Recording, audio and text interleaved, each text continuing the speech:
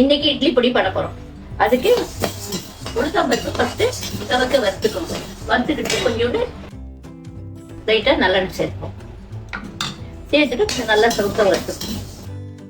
இது நல்லா சவந்தெடுத்து அப்புறம் இது பண்ணிடலாம். அப்புறம் இன்னொரு வாட்டி வச்சுட்டு கடலைப்பருப்பு இதுல போடணும். ஃபர்ஸ்ட் எண்ணெய் மிக்ஸ் பண்ண மாட்டோம். நல்லா வரிசை பிறகுதான் எண்ணெய் மிக்ஸ் பண்ணுவோம்.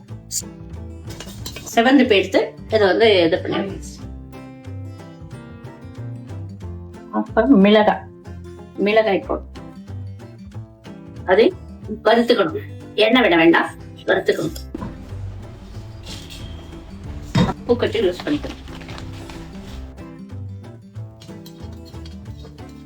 கல் உப்பு கொஞ்சம் படப்படம் வந்துடும். ஏன்னா ஈரம் இருக்கும், அதனால வருத்தம்னா அந்த ஈரம் போயிடும். இது பெருங்காயம். பெருங்காயம் கொஞ்சம் சேர்த்து இதை திருப்பி நல்லா வறுத்துப்போம். இது வறுத்துட்டே நான்.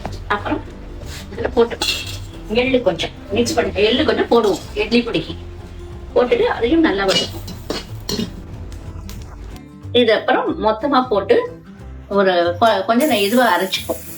பரப்பரன்னு அரைச்சிப்போம். அப்ப இட்லி பொடிக்கு நல்லா இருக்கும்.